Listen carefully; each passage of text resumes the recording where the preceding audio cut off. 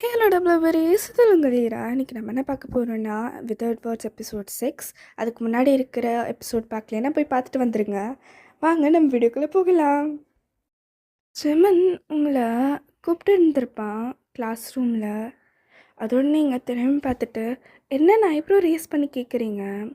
அதோடு அவர் என் பக்கத்தில் தானே உட்கார சொன்னேன், ஏன் அங்கே போனேன் அப்படின்னு சொல்லிட்டு அவரோட வாயால் சொல்கிறாரு. ஆனால் சவுண்ட் வெளியில் வரல. நீங்கள் அவரை திரும்பி பார்த்துட்டு இப்போ யூமி கூட உட்காந்துட்ருக்க அப்புறமா அப்படின்னு சொன்ன உடனே அவர் க்யூட்டாக பவுட் பண்ணுறாரு. அதோட நீங்கள் சரி சரி இரு எப்படியாவது வந்துடுறேன் அப்படின்னு சொல்லிட்டு நீங்களும் அவர் சொன்ன மாதிரியே சொல்கிறீங்க. அதோடு சொல்லிட்ட உடனே நீங்கள் யூமியை பார்த்துட்டு யூமி ஜெமனுக்கு ஹெல்ப் வேணுமா, நான் போயிட்டு வரேன் அப்படின்னு சொல்லிட்டு நீங்கள் உங்களோட புக்ஸ் எல்லாம் எடுத்துகிட்டு அவன் பக்கத்தில் போய் உட்காந்துக்கிறீங்க. இதோட ஸ்டெல்லா அதெல்லாம் பார்த்துருந்துருப்பா. அவள் அப்படியே உங்களை முறைச்சிட்ருக்கா. இதை நீங்கள் கண்டுக்காமல் போய் ஜெமின் கிட்ட உட்காந்துட்டு திருப்பி என்னென்ன ஐப்ரோஸ் ரேஸ் பண்ணிட்டு உடனே உங்களோட கையை பெஞ்சுக்குள்ளே அப்படியே கோர்த்துக்கிறாரு. அதோடு அந்த மாதிரி பண்ண உடனே நீங்கள் கொஞ்சம் ஷை ஆகிடுறீங்க.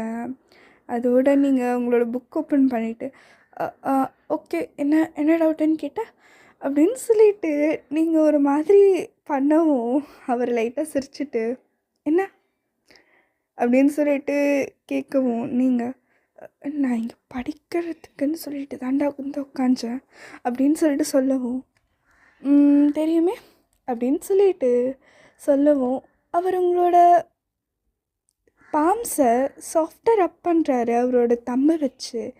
நீங்கள் அவர் அப்படியே பார்க்குறீங்க. ஸ்டெல்லாம் பார்க்கவும் எவ்வளோ தைரியம் இருந்தா அவனுக்கு கூப்பிடவே இல்லை. அதனால் நீ அங்கே போயிட்டு உட்காந்துட்டு நான் ஸ்டார்டிங்லே சொன்னவன் ஆனால் நீ கேட்கல, இப்போ நான் யாருன்னு காட்ட வேண்டியதாக இருக்கும் அப்படின்னு சொல்லிட்டு அவர் ஒரு மாதிரி சிரிக்கிறா. இதே டைம் அங்கே மும்பையில் ஜெமனு டயோங் பிரேயர் இவங்க 3 பேரும் இருக்கிற இடத்துல அவங்க அப்படியே ஒரு பாழடைஞ்சு போன இடத்துக்கு மாறி போயிருக்காங்க. அந்த ட்ரக்கை வச்சுட்டு டயோங் தான் ஓட்டி இருந்திருப்பான். அதோட இட்டுட்டு வந்ததும் அங்கே பின்னாடி ஒரு நிறைய பொண்ணுங்க, அதில் ஒரு 2 பையன் மட்டும் தான் இருந்திருப்பாங்க. அவங்க 3 பேர் தவிர அவங்க எல்லாருமே மயக்க போட்டு இருக்காங்க ட்ரக்குக்குள்ளே. அதோட ஸ்ட்ராங் தான் ஜெமினுக்கு கால் பண்ணியிருப்பான். அதோட ஜெமின் சைட் அவர் உங்களோட கையை பிடிச்சிட்டு இருந்திருப்பாரு லெஃப்ட் ஹேண்டில். ரைட் ஹேண்டில் அவரோட ஃபோனை நோண்டிட்டு இருந்திருப்பாரு. இரு நான் உனக்கு ஒன்று காமிக்கிறேன்னு சொல்லிட்டு ஏதோ ஒன்று காமிக்கிறதுக்காக எடுத்துருந்துருப்பாரு. அதோட கால் வந்தோடனே நீங்களும் பார்க்குறீங்க ஸ்ட்ராங் அண்ணா. ஆமாம், ரொம்ப நாளாக ஸ்ட்ராங் அண்ணாவும் பார்க்கல, அவர் எங்க அப்படின்னு சொல்லிட்டு நீங்கள் கேட்குறீங்க. அதோட ஜெமினும் நான் முதல்ல இதை அட்டன் பண்ணிட்டு வரேன் அப்படின்னு சொல்லிட்டு அவர் உங்களோட கையை விட்டுட்டு வெளியில் நடந்து போகிறாரு. கிளாஸ்க்கு வெளியில் டெரஸ்க்கு போயிருப்பாரு. அப்படியே நடந்து நீங்களும் சரி அப்படின்னு சொல்லிட்டு அமைதியாக உட்காந்துருந்துருப்பீங்க. உங்ககிட்ட ஒரு புக்கு கிடச்சிருந்துருக்கும். சரி அது படிக்கலான்னு சொல்லிட்டு ஓப்பன் பண்ணி இருந்திருப்பீங்க. அப்படியே ஜெமின் சைடுக்கு போனால் ஜெமின் அப்படியே டெரஸ் மேலே போகிறான். கால் எடுக்கிறான். ஸ்ட்ராங் என்னடா அப்படின்னு சொல்லிட்டு அவர் கேட்கவும் ஸ்ட்ராமும் நாங்கள் அந்த பழைய பில்டிங்க்கு வந்துட்டோம். அப்போ அங்கே லீவ் வேணும்னு சொல்லிட்டு ஒரு பையன் இருப்பான். அவன்கிட்ட போய் முதல்ல நீ போய் இவங்கிட்ட கால் பண்ணி அப்படின்னு சொல்லவும் ஸ்ட்ராமும் யாருக்கிட்டடா அவன்கிட்டயா அப்படின்னு கேட்டோன்னு நான் யாரை பற்றி பேசுவேன்னு உனக்கு தெரியும் டான் அப்படின்னு சொல்லிட்டு சொல்லவும் அவன்கிட்டயா அவன்கிட்ட என்னால் பேசுகிறதுக்கு அவனே எனக்கு கோவமே வருதுடாடி அப்படின்னு சொல்லிட்டு சொல்லுவோம். நம்மளுக்கு என்ன ஆசையா பண்ணுறதுக்கு தொலைச்சிட்டோம். இப்போ நம்மளை தவிர அவனுக்கு வேறு ஆளு கிடையாது. அதனால நம்ம தான் பண்ணி ஆகணும். பண்ணு முதல்ல அவனுக்கு கால் பண்ணி அவன் ஒரு கோட் சொல்லுவான். கோட் வேர்டு அந்த ஞாபகம் வச்சுட்டு பண்ணு அப்படின்னு சொல்லிட்டு சொல்லுவோம். அப்படின்னு சொல்லிட்டு ஸ்ட்ராமும் பேசிட்டு கட் பண்ணிடுறான். அதே டைம் நீங்கள் ஒரு புக்கு படிச்சுட்டு இருந்திருப்பீங்கன்னு சொன்னல, அது வேறு எதுவும் இல்லைடா, ஜெமினோட டைரி தான். அதில் ஃபஸ்ட்டு அவன் வந்து ஒரு புக் மார்க் மாதிரி போட்டு வச்சுருக்கான். அது ஒரு 2 வாரத்துக்கு முன்னாடி தான். அதை நீங்கள் பார்க்குறீங்க திறந்துட்டு. அச்சோ, நான் வேறு சுமன்கிட்ட கேட்கவே இல்லை. பரவாயில்ல, படித்தா இல்லை. பரவாயில்ல, அவனே நிறைய காமிக்கணும்னு தான் நினைக்கிறான். அப்படின்னு சொல்லிட்டு நீங்கள் உங்களுக்கே யோசிச்சுட்டு அதை படிக்கிறீங்க. என் மனசில் இருக்கிறது என் தம்பு சொல்லிடுச்சு தெரியுமா அப்படின்னு சொல்லிட்டு ஃபஸ்ட்டு லைனே இன்ட்ரடக்ஷன் எதுவுமே நார்மலாக எழுதுகிற மாதிரி கிடையாது. அதுக்கப்புறமா தான் போய் டேட்டு, டைமு, டியர் டைரி அப்படின்னு சொல்லிட்டு எழுதியிருக்கான். ஆறு எத்தனை நாளாக சொல்லாமல் இருந்திருக்கு போல் அப்படின்னு சொல்லிட்டு அந்த லெட்டர்ஸ் நீங்கள் ரீட் பண்ணுறதுக்கு முன்னாடி ஒரு வாட்டி உங்களுக்கே சொல்லிட்டு நீங்கள் படிக்க ஆரம்பிக்கிறீங்க திருப்பியும். அதுக்குள்ளே ஜிமனும் வந்துடுறான், அப்படியே டீச்சரும் வந்துடுறாங்க. அவரும் நீங்கள் புக்கை வச்சுட்டு இது அப்புறமா ஜிமன் கிட்ட திருப்பியும் கேட்டுட்டு அப்புறமா படிக்கலாம் அப்படின்னு சொல்லிட்டு நீங்கள் உங்களோட அந்த புக்கை அப்படியே வச்சிடுறீங்க. ஸ்கூலில் உங்களோட ஒரு டீச்சர் இருந்திருப்பாங்க. அவங்களும் இந்தியன் தான். ஆனால் வந்து பழைய காலத்து மாதிரி பசங்களும் பொண்ணுங்களும் அதிகமாக பேசிக்கூடாது அப்படின்ற மாதிரி யோசிச்சுருந்துருப்பாங்க. அந்த மாதிரி ஒரு தாட்டுள்ள பர்சன் போல். அவங்க உங்களை பார்த்துட்டு ஒரு மாதிரி மறைக்கிறாங்க. ஆனால் அது உங்களுக்கு சுத்தமாக புரியல. நீங்கள் ஜிமன் கூட நார்மலாக பேசலான்னு சொல்லிட்டு பேசுகிறதுக்கு போயிருப்பீங்க. அவரோட ஆர்ம் லைட்டாக டச் பண்ணி நார்மலாக தான் பேசியிருந்துருப்பீங்க. இப்போ அந்த பாய் ஃப்ரெண்ட் கேர்ள் ஃப்ரெண்ட் அந்த மாதிரிலாம் யோசிக்காமல் நார்மல் ஒரு ஃப்ரெண்டுக்கிட்ட போய் நம்ம எப்படி பேசுவோமோ அந்த மாதிரி யோசிச்சு பேசியிருந்துருப்பீங்க. இது ஸ்டெல்லா கவனிச்சிருந்துருப்பா. அதோட பெல் ரிங் ஆகுது. பெல் ரிங் ஆகிட்ட உடனே ஸ்டெல்லா வந்து டவுட் கேட்கணும்னு சொல்லிட்டு யுக்தி கிட்ட வந்து சொல்லியிருப்பா. ஆக்சுவலாக இது ஆல்ரெடி அவங்க பிளான் பண்ணி வச்சுருந்துருப்பாங்க. அதோட அந்த மாதிரி ஒரு ஆக்ட் போட்டுட்டு ஆக்சுவலாகவே ஒரு டவுட் கேட்கணுன்ற மாதிரி அவங்கக்கிட்ட நடந்து போயிட்டு மேம் எங்களுக்கு இதில் ஒரு டவுட் இருக்குது அப்படின்னு சொல்லவே அவங்களும் அது டவுட் சொல்லிவிட்டு அதுக்கப்புறமா நார்மலாக பேச ஆரம்பிக்கிறாங்க. பேச்சு வாக்கில் ஸ்டெல்லாஸ் வந்து மேமோட பார்வையை பார்க்குறாங்க. அப்படியே மேம் வந்து பார்க்கறது பார்த்துட்டு மேம் எனக்கு என்னமோ இவங்க 2 பேர் ரொம்ப க்ளோஸாக இருக்காங்கன்னு நினைக்கிறேன். நாங்களும் வந்து சரி ஃப்ரெண்ட்ஸாக இருப்பாங்கன்னு பார்த்தா ஆனால் தோல்லெல்லாம் கை போட்டு பேசுகிறது எங்களுக்கு ஒன்றும் அப்படி தோணலை அப்படின்னு சொல்லிட்டு யுக்தி வந்து வேணும்னே சொல்கிறா. நீங்கள் ஆக்சுவலாக யாருக்குமே அது தெரியக்கூடாது, ஜிமனும் அதை ஒரு சீக்ரெட்டாக வச்சுக்கலான்றதுக்காக அந்த மாதிரி யோசிச்சுட்டு இருந்திருப்பீங்க. ஆனால் நார்மலாக தான் கை போட்டுருந்துருப்பீங்க. ஆனால் அதை வந்து தப்பாக எடுத்துக்கிட்டாங்க டீச்சர். அது இதை பற்றி உங்களுக்கு எதுவுமே தெரியாது. நீங்கள் அதோட நார்மலாக தான் பேசிகிட்ருப்பீங்க. அதோட அந்த மிஸ்ஸும் ஓகே நான் மற்றதெல்லாம் நான் பார்த்துக்கிறேன், நீங்கள் போய் நெக்ஸ்ட் லெக்சருக்கு ரெடி ஆகுங்க, திருப்பியும் இன்றைக்கி என்னோட லெக்சர் இருக்குதுன்னு நினைக்கிறேன், அப்போ பார்த்துக்கிறேன் அப்படின்னு சொல்லிட்டு அவங்க நிறைய நடந்து போகிறாங்க. அவங்க மனசுக்குள்ளே நினச்சிக்கிறாங்க, நம்ம பையன் இந்த மாதிரிலாம் பண்ணக்கூடிய ஆள் கிடையாது, இருந்தாலும் கண்டிக்கணும் அப்படின்னு சொல்லிட்டு அவங்க நிறைய போகிறாங்க ஸ்டாஃப் ரூம்க்கு. அதோட நீங்கள் நார்மலாக பேசிகிட்டு இருக்கீங்க. கொஞ்சம் நேரம் ஆகுது. அதே டைம் அவங்களோட பீரியடும் வருது. இப்போவும் அங்கே தான் உட்காந்துட்ருக்கீங்க. ஜிமன் கூட சிரிச்சு பேசிகிட்ருக்கீங்க. அவன் வந்து நல்லா ஜோக் அடிச்சுட்டு இருந்திருப்பான். அதனால நீங்கள் சிரிச்சுட்டு இருந்திருப்பீங்க. பக்கத்தில் இருக்கிறவங்களும் சிரிச்சுட்டு இருந்திருப்பாங்க. அதான் மற்ற பொண்ணுங்களும் வந்து அதே மாதிரி ஜிமனோட ஷோல்டர் மேல் போட்டு சிரிச்சுட்டு இருந்தாலும் அதெல்லாம் கண்டுக்கல. அது அவங்க உங்களை மட்டுமே பார்க்குறாங்க. அதோட பார்த்துட்டு உங்களை கூப்பிட்டுருந்துருப்பாங்க, வயன் நீ அங்கே போய் உட்காரு அப்படின்னு சொல்லியிருப்பாங்க. அதோட நீங்கள் கன்ஃபியூஷனில் ஏன் இப்படி சொல்கிறாங்க அப்படின்னு சொல்லிட்டு உங்களோட புக்ஸ் தூக்கிட்டு போகிறீங்க. மேம் வந்து சிக்னல் பண்ணியிருப்பாங்க, நீ யுக்திக்கு பக்கத்துலேயே உட்காந்துக்கோன்னு சொல்லிட்டு நீங்கள் அதை புரிஞ்சுட்டு சரி அப்படின்னு சொல்லிட்டு யுக்திக்கு பக்கத்தில் உட்காடுறீங்க. உட்காந்த உடனே நீங்கள் திருப்பி ஜிமன் திரும்பி பார்க்குறீங்க. ஆனால் ஜிமன் உங்களை திரும்பி பார்க்கல, அவனோட ஃப்ரெண்ட்ஸோடு பேசிட்டு தான் இருக்கான். அதோடு உங்களுக்கு கொஞ்சம் ஒரு மாதிரி அன்ஈஸியாக ஃபீல் ஆகுது, ஏதோ தப்பாக இருக்குது அப்படின்ற மாதிரி.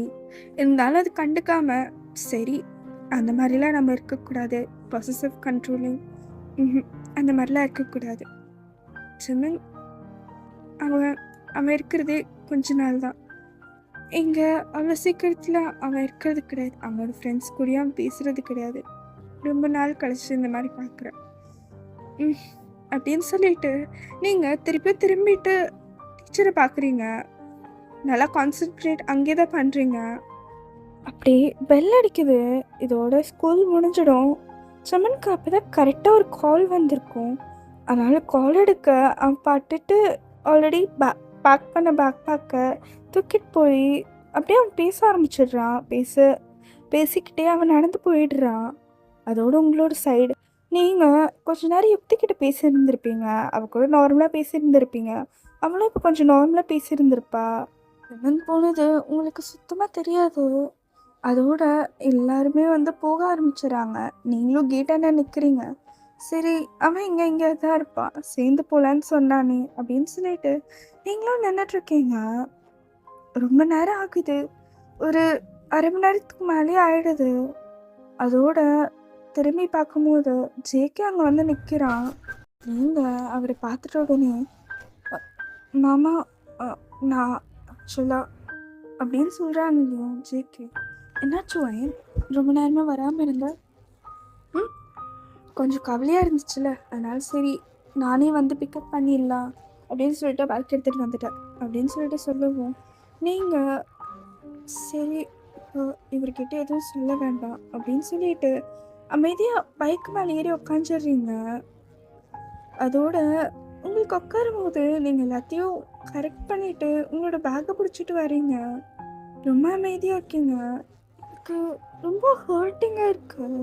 ஜெமின் இப்படி சொல்லாமல் கூட போயிட்டாங்கன்னு சொல்லிட்டு. என்னதான் இருந்தாலும் நம்ம அவரை ரொம்ப கண்ட்ரோல் பண்ணக்கூடாது, நம்ம ரொம்ப கண்ட்ரோலிங்காக இருக்கணும் அப்படின்னு சொல்லிட்டு நீங்கள் ரொம்ப அமைதியாகிடுறீங்க. இதே தான் நீங்களும் யோசிச்சுட்டு வந்திருப்பீங்க. அதோட நீங்கள் அப்படியே வீட்டுக்கும் போயிடுறீங்க. அப்படியே அமைதியாக சாப்பிட்டு நீங்கள் அப்படியே படுத்து தூங்கிறீங்க. அவங்களுக்கு ரொம்ப டயர்டாக இருக்கும். அதோட ஜெமின் சைடில் அவன் அந்த கால் எடுத்துகிட்டு பேசிகிட்டு இருந்திருப்பான். அது வேறு யாருமே கிடையாது, நம்ம ஸ்ட்ராங் தான் கால் பண்ணியிருந்திருப்பான்.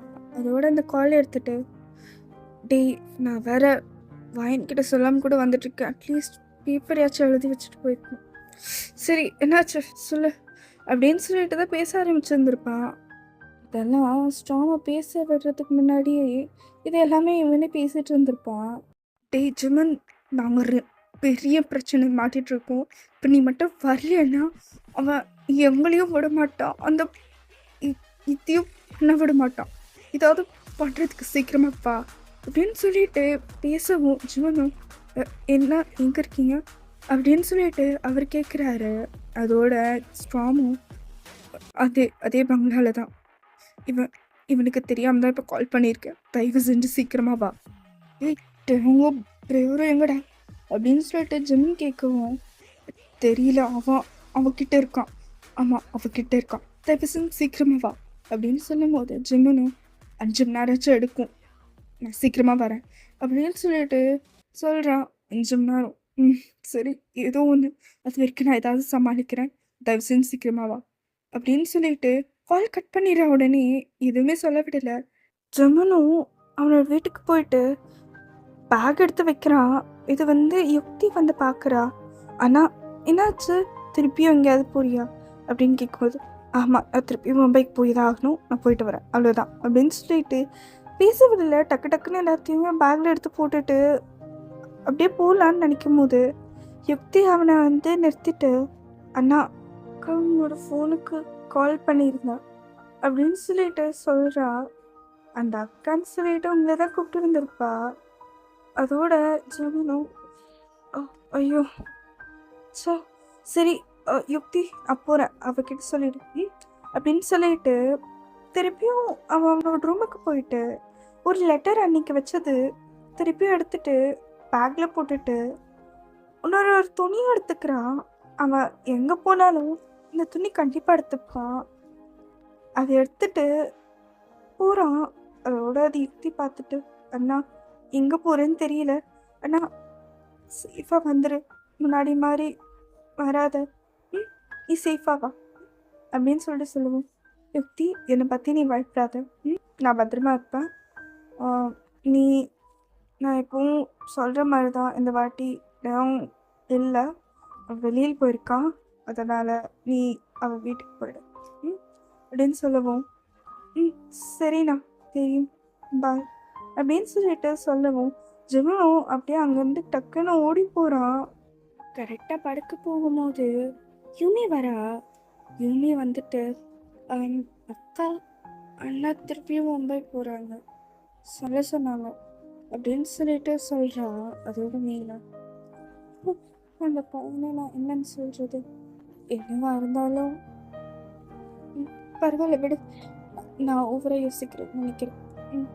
சரி வா நிறுத்தி படுக்கலாம், சாப்பிட்டல அப்படின்னு கேட்டு நீங்கள் உங்களோட வாய்ஸில் சேர்ஃபுல்னஸ் இருக்கும், அது இல்லவே இல்லை.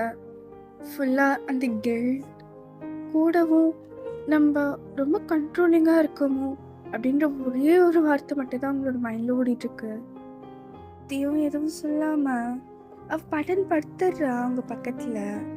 நீங்கள் கொஞ்ச நேரம் அப்படியே சீலிங்கை பார்த்துட்டு இருந்திருப்பீங்க, அப்படியே உங்களுக்கு தூக்கம் வந்துட்டு அப்படியே தூங்கியிருப்பீங்க. சரிடா, இதோட நான் இந்த எஃப்எஃப் முடிச்சுக்கிறேன். எஃப்எஃப்னா இந்த எபிசோட, சாரி. நெக்ஸ்ட் எபிசோட் வந்து ஒரு 2 நாள் கழிச்சு வருமோ இல்லை வராமல் கூட போகலாம்.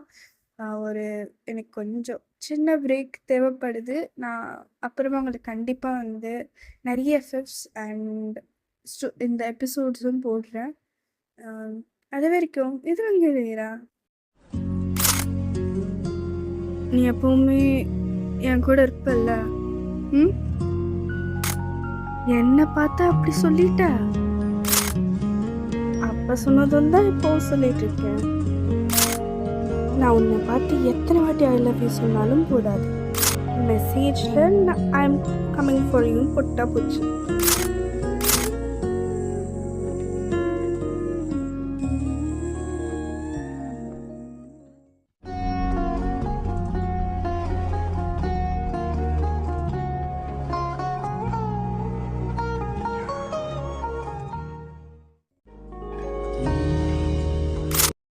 ப்ளூபெரிஸ் கூடிய சீக்கிரமாகவே நம்ம வந்து போட பார்க்குறேன். Love you blueberries, bye.